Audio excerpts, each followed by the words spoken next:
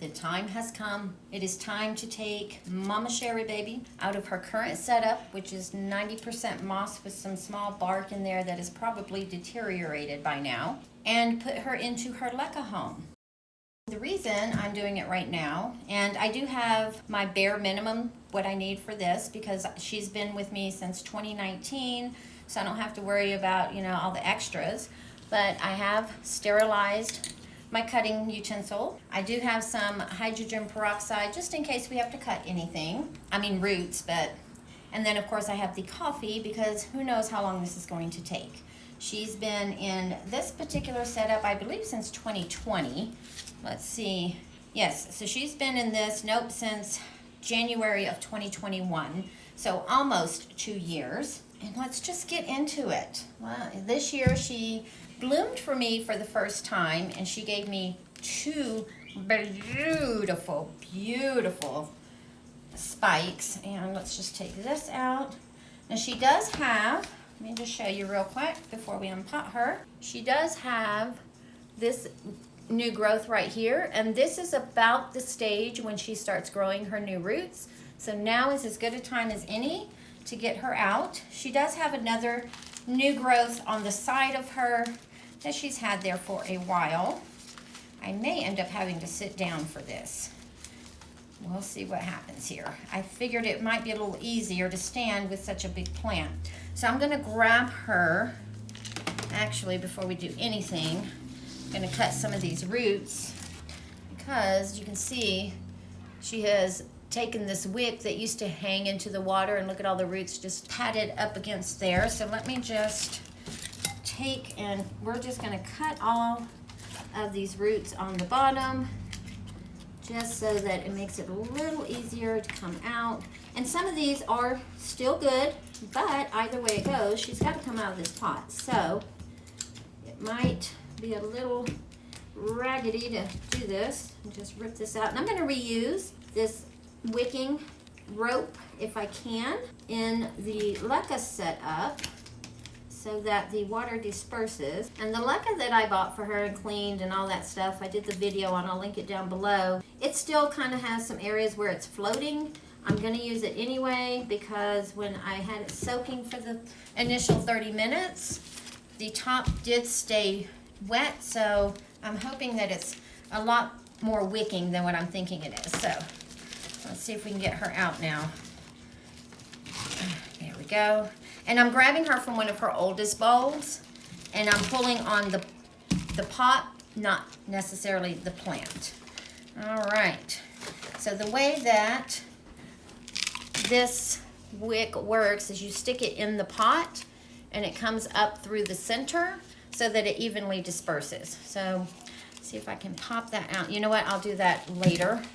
Just put that back in there, and let's see how much of the root system that we can save here. And I may end up using my little bamboo skewer here to get media out.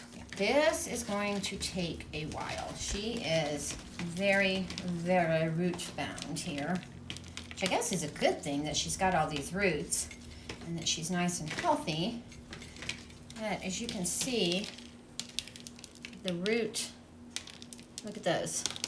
Now, some of them are tired and gone, and I'm not going to insist on cutting off a lot of her roots because she is going into an inorganic media. So anything that dies and decays will get flushed out, as opposed to if I were going to put her back into an organic media like moss and bark, then I would definitely want to try to keep as many dead roots out of the new setup as possible. But since she's going into inorganic, I'm not going to be too insistent on everything coming off of her. However, I do need the bulk of this off of her. So let's see if I can go from the bottom and get some out. And I'm actually using my little tray, plastic tray table thing so that I make cleanup so much easier. Okay, yeah, this is going so much smoother doing it from the bottom than trying to do it from the top. And let me just show you. You can tell that the bark, a lot of that, you see the little granules? That is the bark that has just given up, and that's probably why this is coming out so easy. And the moss is also decayed. It's just coming out in little sheaths, and it did have, looks like charcoal in here as well. And it does look like I'm doing this a little rough. I'm not, most of the roots in the middle are going to be dead, so I'm not too concerned about saving those. I'm more worried about the roots on the outside than I am on the inside, because most of those I say are going to be dead, should be dead, let's put it that way, if it does like most oncidiums, assuming that this is going along the status quo there. So we've got us a nice little hole in there. We're getting there. And actually, a lot of these are still good. I may end up having to do this one like I did the sweet fragrance that I got from Nicole Deanna and have to use some water and get the rest of this out. And I'm gonna try to get as much out as possible right now.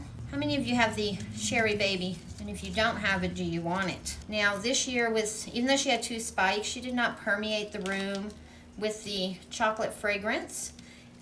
If you were near her, you could smell it really, really strongly. But if you were on the other side of the room, you wouldn't have smelt it. And then we've got some new roots right in here. And I want to keep some of the root system as well to help anchor her into her pot. Matter of fact, I am going to cut some of the roots anyway, so let me just do that now. And some of these right here, should I sacrifice them or should I hold them to the side? You know what, we'll hold those to, there we go. And then we'll just do it this way and get the bulk of this off of here. And she does have a branching root system, so any roots that I'm cutting now will branch. Sometimes cutting them will encourage them to branch.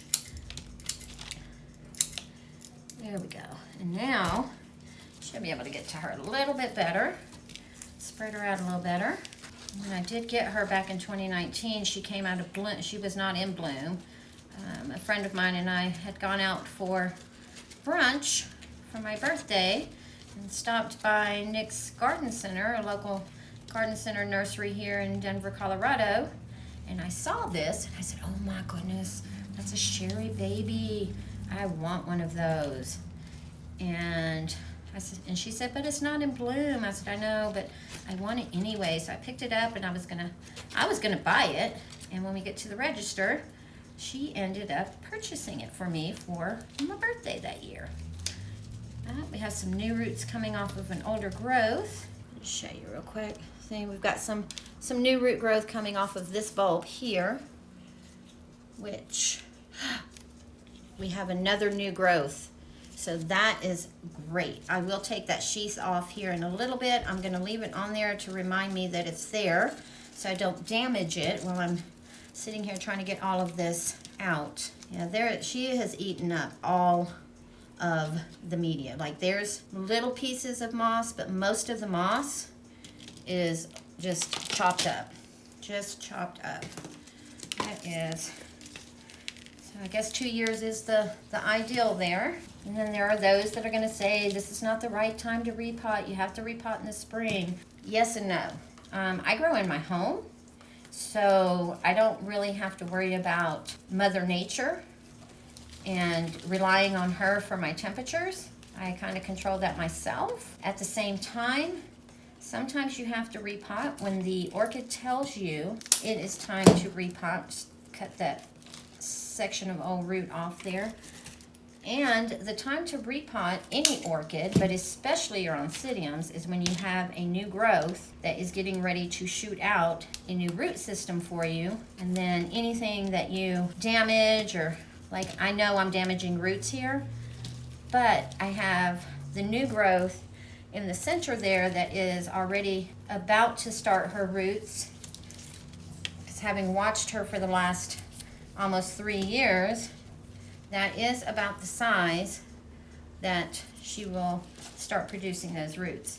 Now she does feel like she wants to come apart, and I am going to make sure that she stays as one big juicy plant. I do not want 2 sections of this plant.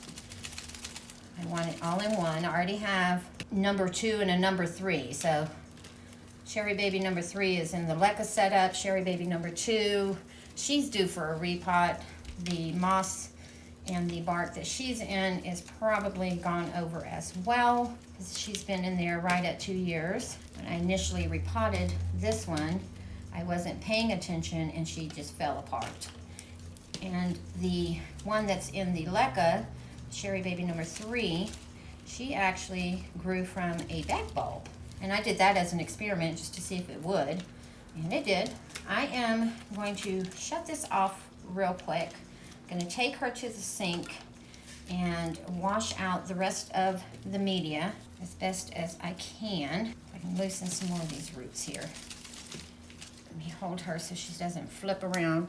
But as you can see, a lot of the media is still in between all these matted roots, and I may end up just having to cut most of these roots off just so I can get her all cleaned up. But I'm gonna run her under the water first, because I would like to use the older roots that aren't doing anything, as I pull that one off, as anchoring into her Leca pot so she doesn't wobble. But if I kind of let go of her a little bit, you can see she kind of wants to naturally split right here, but I don't want to split her. I want her to stay in one piece. And if I did split her, it would be okay, because each one would have a new growth. So the middle growth would be on this side, and then the new growth we just found would be on this piece. But again, I don't want 2 pieces. I want to keep her in one piece. And I will go take her to the sink now real quick, and we will be back and see what we've got. I'll also go ahead and get the Leca and everything set up so that we can get her into her new self-watering setup. She's pretty much been in that already, only it was bark and moss. This time she's going to be in a proper self-watering setup with Leca. I will be right back.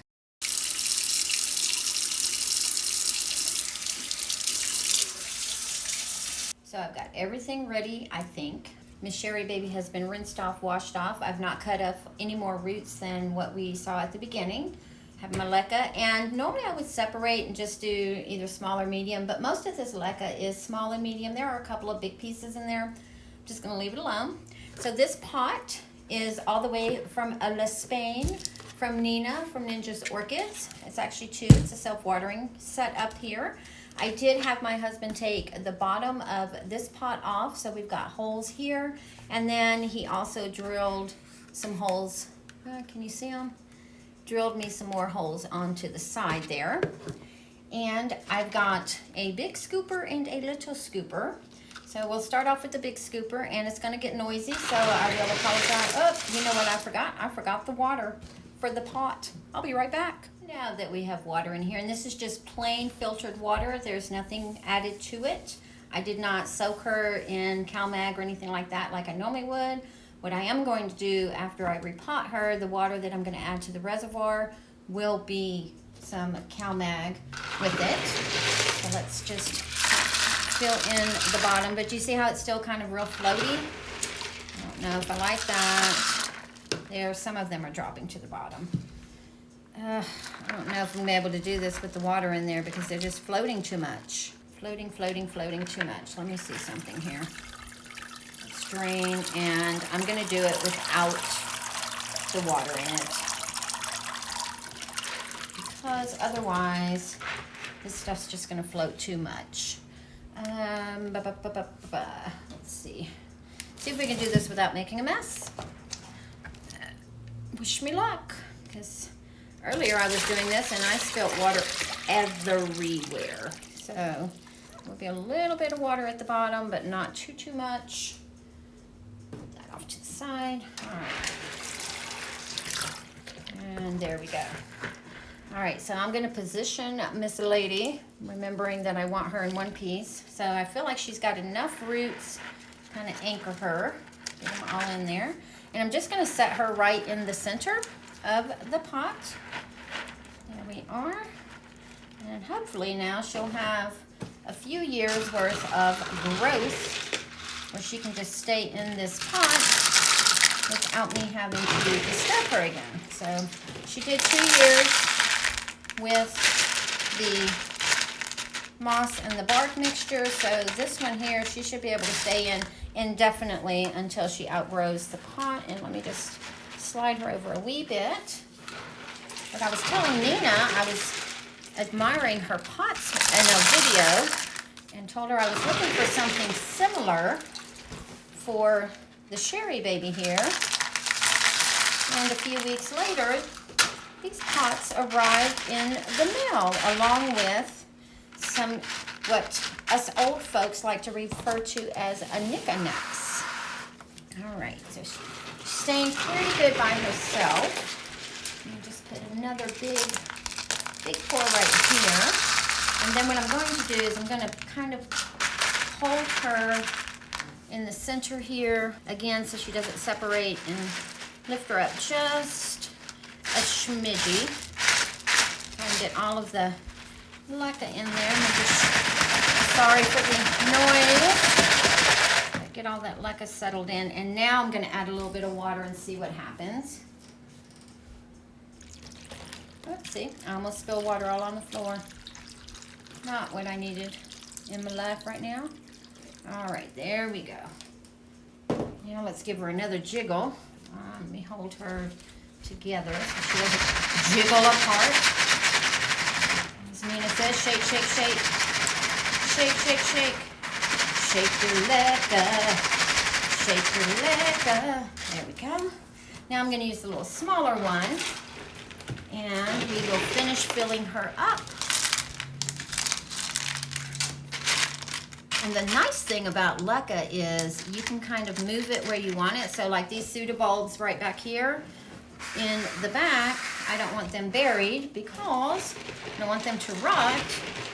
But I can also put them up close and personal and have it help me support the orchid without a stake, hopefully. That is my plan. My plan is to do this without staking her at all. Some of these older roots down in the pot so they can branch where we've cut them a little bit. And again, if any that are dead, they will flush out when I flush her, which means now I need to flush her every 2 to 3 days so that the oxygen stays built up in the pot and the new root growth will be encouraged to continue. And I'm hoping I have not set her back another 2 years and have to wait that long for her to bloom again.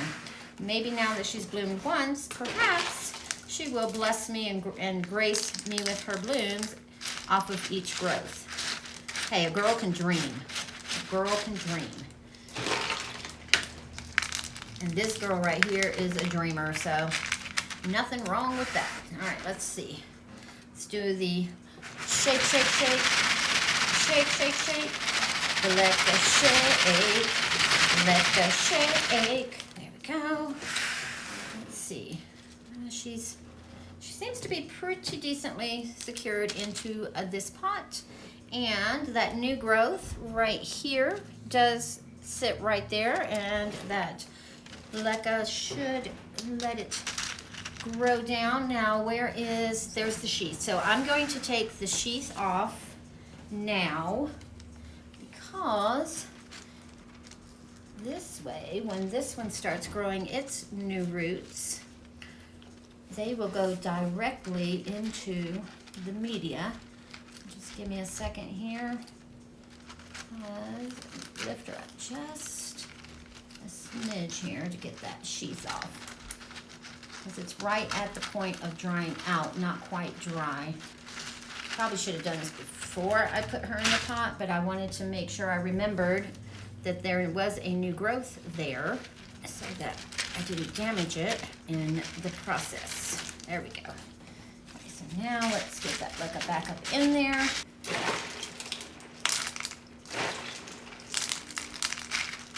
Like I said, this is varying sizes of lecca.